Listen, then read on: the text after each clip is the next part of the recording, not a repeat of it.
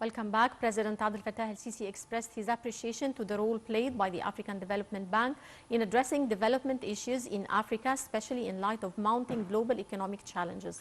Addressing the inaugural session of the African Development Bank Group's annual meetings in the Red Sea resort city of Sharm el-Sheikh, President el-Sisi reiterated that Cairo's continuous support to achieve economic development in the African continent. He pointed out that such meetings offer a chance to exchange expertise to face climate change repercussions, adding that drought had caused $70 billion of losses in Africa. The president also asserted that climate change impacts are the most pressuring on least developed nations. Meanwhile, the head of state called on financing institutions to reconsider conditions that qualify countries for loans.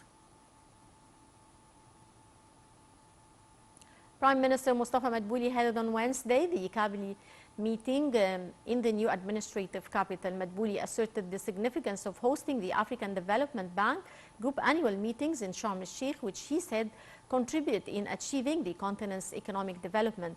Madbouli also stressed that the African continent needs a huge amount of financing that may exceed $2 trillion over the next 10 years to deal with climate change issues and sustainable development goals, as well as $100 million annually for infrastructure projects.